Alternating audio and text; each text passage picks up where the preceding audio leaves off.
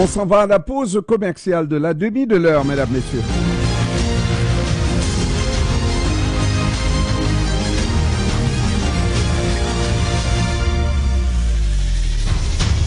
Voilà 40 ans que le marché Méli-Mélo est à votre service. Si votre fidélité a fait de Méli-Mélo un incontournable, le journal Métro parle du marché Méli-Mélo comme l'histoire d'une réussite qui dure. Et oui, c'est bien vrai, la qualité de ses produits, son service à la clientèle. Et que dire du resto Méli-Mélo? Pas un jouet comme ça, non, Méli-Mélo qu'on aime. Produit le mettez sous étagère sans mettre ses qualités. Et ne pas oublier le service traiteur de Méli-Mélo pour toutes les occasions, baptême, mariage, etc. Et ce n'est pas sans raison que le Journal de Montréal, parmi les 5 restaurants antillais choisis, a fait de Méli-Mélo le numéro 1. Marché Méli-Mélo Caraïbes, 640 rue Jarry-Est. Téléphone 514-277-6409.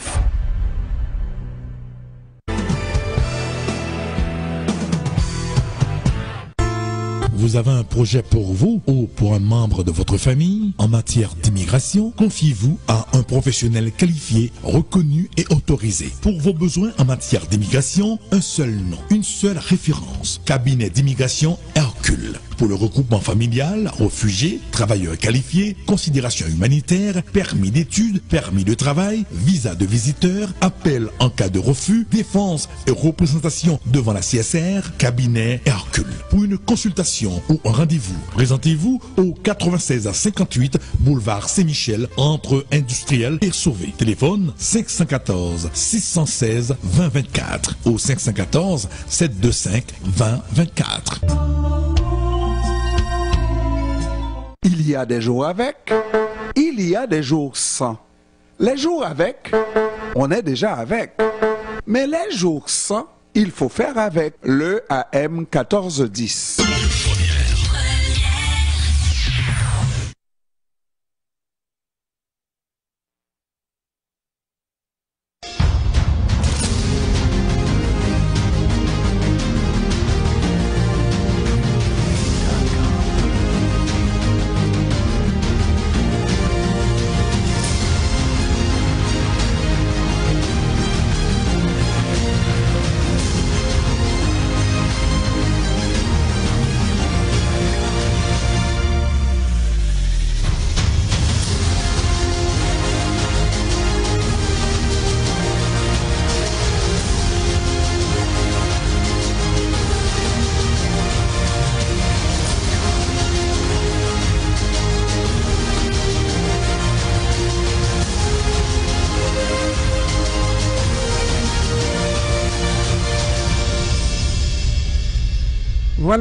Voilà. Il est 16h35 minutes. Nous avons avec nous en visuel André Lausier. Il est courtier immobilier chez Goldwell Banker Realty. Nous disons bon après-midi à Monsieur Lausier. Comment ça va, Monsieur Lausier? Bonjour, ça va très bien. Oui, vous avez l'air basané, hein? Vous êtes au soleil de l'autre côté. Est-ce qu'il fait froid en Floride? Non, aujourd'hui, on a toujours des petits passages, des cold front qui disent, mais ça ne dure jamais longtemps. Ça va être 3 jours ou à peu près. Mais là, on vient d'en passer un, mais c'est pas tellement froid. C'est pas tellement. Alors, nous, on est là pour parler du temps, mais pour parler d'un changement peut-être à venir, parce que nous avons nos, comment on les appelle, des snowbirds qui quittent Montréal, qui quittent le Québec à chaque saison pour se rendre en Floride, qui ont leur propriété en Floride. Et là, maintenant, vous assistez de l'autre côté à une série de mises à vendre, n'est-ce pas, parce que le contexte ne s'y prête pas, parce que le taux de change fait problème, parce que Donald Trump. C'est beaucoup de raisons. Bon, ça serait le fun de blâmer ça sur Trump, mais ça fait un petit bout de temps que ça se prépare. Alors, c'est une surprise, mais pas vraiment une surprise. Oui. Alors, mais comment se fait-il seulement la question du taux de change va décourager les snowbirds, alors que, bon, la plupart possèdent leur propriété depuis, ma foi, plusieurs années. Ouais.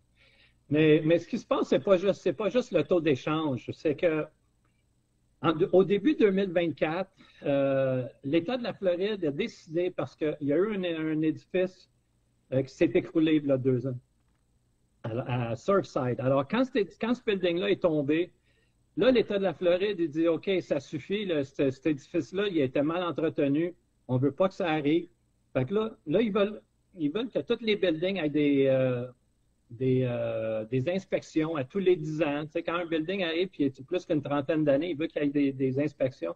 Et puis l'autre chose aussi, c'est que les buildings n'avaient jamais de réserve. Quand ça arrivait que c'était le temps de changer l'ascenseur ou faire des réparations sur le toit ou quelque chose, bien, ils envoyaient un assessment.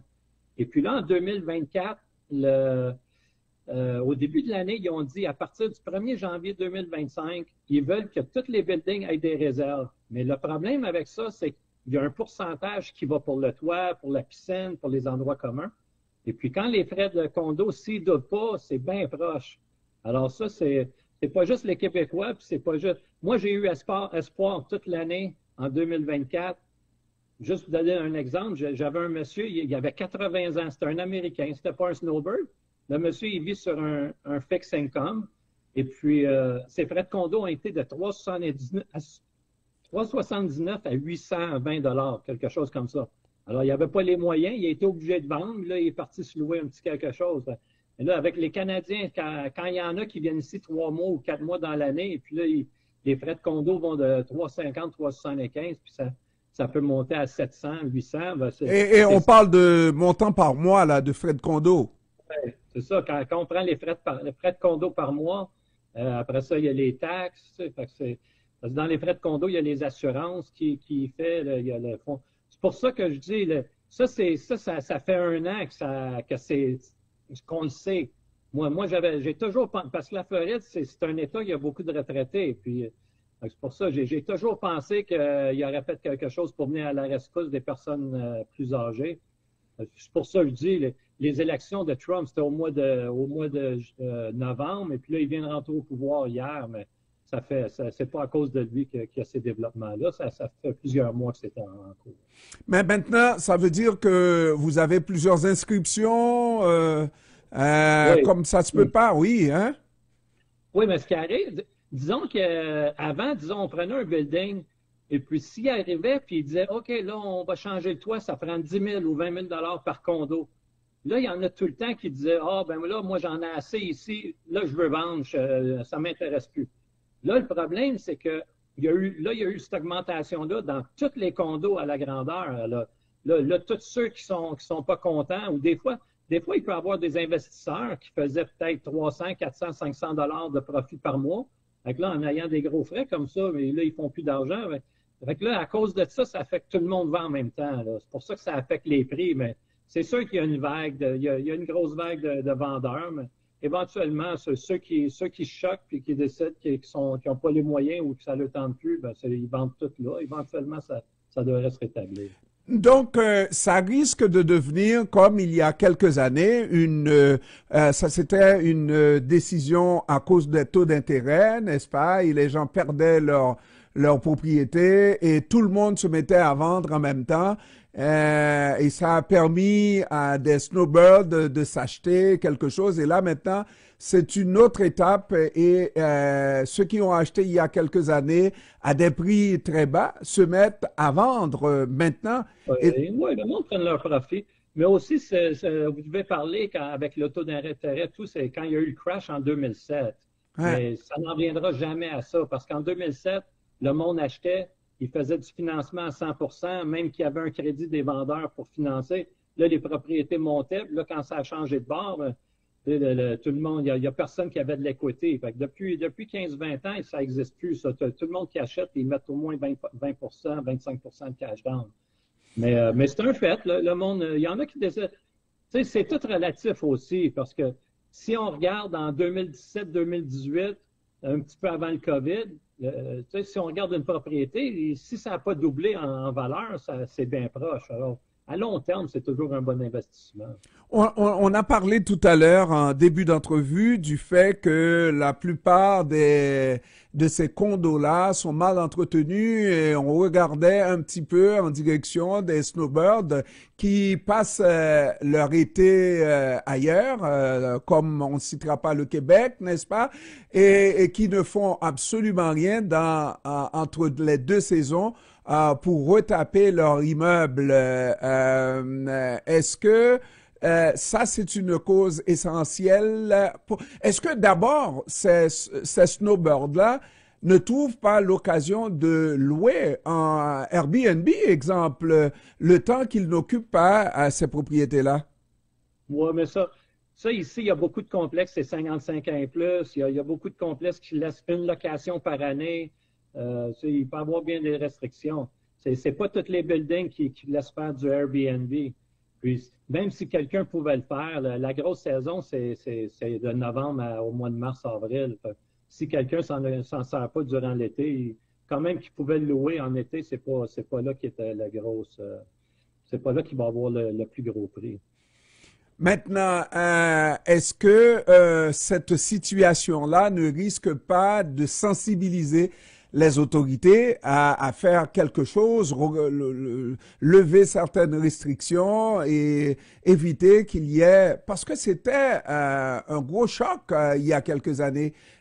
Éviter donc que c'est une répétition de la même situation il y a quelques années. Oui. Mais j'aurais pensé, c'est pour ça, moi, au fur et à mesure que l'année passée, en 2024, j'avais toujours espoir qu'il était pour faire quelque chose. Jusqu'à date, il n'y a rien qui s'est passé. Puis il y a une autre façon de regarder ça aussi. Tu sais, quand je dis qu'avant, il n'y avait pas de réserve, puis là, OK, on a besoin d'un toit, ça coûte 10 000 ou 20 000, bien là, il envoyait une facture, puis il fallait que le monde paye. Tandis que maintenant, s'ils collectent en avance, ben la journée qu'ils auront besoin de refaire le toit, ils auront déjà l'argent. Alors, soit qu'on paye avant ou on paye après, tu sais, mais c'est juste... Le monde n'a jamais... Qu'on paye avant, qu'on paye après, on va payer, mais c'est de payer, hein? C'est de payer. Ouais, moi, je dis, si quelqu'un a une maison, puis après un certain temps, ça y prend pour faire changer de toit, puis ça coûte 25-30 000, ben, il faut le faire. Que ce soit un condo ou une maison, il y a de la maintenance à faire. Là, je peux juste dire au monde, regarde, là, ils collectent l'argent avant, et puis quand il y aura quelque chose à... Mais c'est juste, le monde a été habitué en Floride à avoir des condos à des certains prix, puis à avoir des frais de condo à 325. Là, avec le temps, le monde va dire, oui, ça n'existe plus des frais de condo à 350. Maintenant, c'est rendu... dépendamment des places. S'il y en a un qui était sur le bord de la plage et puis il payait 1000, ben là, lui, il va être rendu autour de 2000 ou à peu près. Et je comprends, je n'ai aucune difficulté à croire que c'est la même chose en Floride, dans tout l'État. C'est pas seulement Orlando, c'est Miami également. Oh oui, c'est partout. Moi, je suis dans le sud, dans le sud-est, mais oui, c'est la Floride au complet que cette loi-là passe. Et puis, comment vous prévoyez que ça va finir? On n'a pas le choix, il faut faire face à la musique.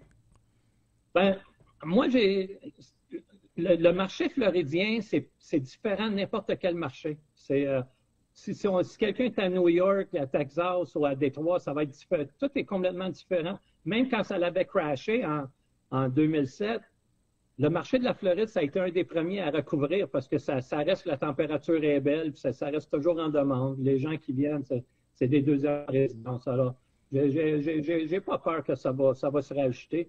Là, la bonne chose qu'on peut sortir de tout ça, c'est parce que c'est toujours supply and demand. S'il y a beaucoup d'inventaire, mais ça fait baisser les prix. Là, quand tout le monde achète, il y a des surenchères, il faut se battre pour acheter, puis on paye plus cher. Si n'importe quoi, OK, là, le monde compétitionne avec leurs voisins. Alors, si quelqu'un veut vendre, il faut qu'il se positionne. Mais il y a toujours un acheteur puis un vendeur. Puis moi, même avec les Canadiens, depuis la semaine passée, j'en ai vendu 3 quand même. J'ai beaucoup d'institutions. Il y a moins d'acheteurs, oui, mais il y a des acheteurs quand même. Puis au bout de la ligne, les prix sont probablement pas loin. Si c'est pas 20 c'est bien proche d'être autour de 20 que là, 10-12 mois. Maintenant, est-ce qu'on ne craint pas, parce qu'on parlait de Donald Trump en début d'émission, en début d'entrevue, Et on a compris que c'était une blague, mais sérieusement, Donald Trump peut à tout moment prendre un executive order à l'effet que des étrangers n'ont pas le droit d'acquérir des propriétés aux États-Unis si vous n'êtes pas américain. Non, ben ça, il y en a déjà, en fait, mais c'est juste quand c'est des pays communistes, là, comme si c'est l'Irak ou, je pense, la Chine, là, ils veulent arrêter ça. Mais il semble qu'au Canada, on est proche d'être communiste ou... hein? Oh non, ils vous aiment encore. Avec Trump, on en prend. Moi, c'est un businessman, là, mais on en prend. Puis, mais maintenant que les élections sont passées, que ce soit été un parti ou l'autre qui aurait gagné, je pense que ça a peut-être joué là, avec le monde a toujours peur. Mais quand les élections ont passé au mois de novembre, le monde s'ajuste à ça et puis continue leur vie. Puis on porte attention plus ou moins. La politique, là, elle est toujours là, mais je pense pas que Trump va changer grand-chose.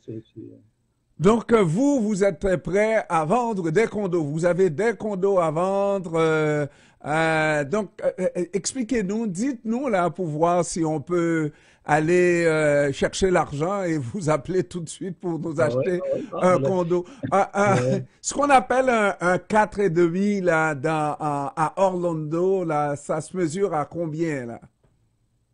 Ben moi, comme je suis pas dans le coin d'Orlando là, mais ça, c'est parce qu'il y a beaucoup de variables, que ce soit Orlando ou plus dans le sud, ça va dépendre. Quand quelqu'un m'appelle, il est intéressé à acheter, je lui demande si c'est pour usage personnel ou si c'est pour louer ou si aime le golf, il va être sur le bord de la mer. Il y en a à 150 000, puis il y en a d'autres qui peuvent aller beaucoup plus cher. Oui. Mais le plus de restrictions que là, quand c'est un building 55 ans et plus, c'est sûr que ça élimine 80% du monde de pouvoir acheter. Alors, ça se vend toujours moins cher. Mais ceux-là aussi, ils peuvent avoir plus de restrictions. Expliquez-nous, quand c'est un building de plus de 80 ans? Non. Quand c'est un building qui est 55 ans et plus. Ah, pour 55 ans et plus, OK? Oui, il y en a beaucoup de ça ici, quand c'est des buildings, ils veulent que les gens soient au-dessus de 55 ans et plus. Non, je dis que ça élimine 80% du monde. Du monde, absolument, oui, absolument. Élimine ouais. Alors, donc, on espère que vous allez faire de bonnes affaires. Je vous vois en train de frotter les mains, n'est-ce pas? Parce qu'on dit ce qui fait du mal à certains, ben, ça arrange les autres. Les courtiers immobiliers sont très occupés en Floride ces jours-ci. Oui. Là, ce qu'il faut se rappeler, c'est l'immobilier à long terme, c'est toujours bon. Tu sais, quand ça monte, ça descend, puis quand ça monte haut, et puis ça redescend toujours un petit peu plus bas, mais ça redescend jamais aussi bas. Et là, si quelqu'un est intéressé à acheter, il y a des bonnes occasions. C'est juste qu'il ne faut pas que ce soit quelqu'un qui dit « Ah, moi j'achète, puis je veux flipper dans 6 mois. » Ça n'arrivera pas. Là. Avant que tout l'inventaire se passe, là, ça reste, c'est une roue qui tourne tranquillement. Alors, ça risque d'être un 3 ans, 4 ans avant que les choses... Pareil comme en 2007. Ça avait resté flat pendant 4 ans, et puis quand c'est parti vite. Donc, c'est ce qui va arriver. C'est des cycles de 5 à 7 ans en général. Voilà. André Lausier, il est courtier immobilier chez Goldwell Banker Realty. Merci beaucoup, Monsieur Lausier, d'avoir pris du temps de nous parler cet après-midi. Merci à vous. Passez une bonne fin de journée. Et puis, bonne chance, les trompiers, n'est-ce pas? Vous êtes très chanceux d'être dirigé par Trump. Moi, on s'y fait encore avec Trudeau. On préfère Trudeau de ce côté-ci. Merci beaucoup. On travaille et puis on paye nos taxes et puis après on s'arrange avec le reste.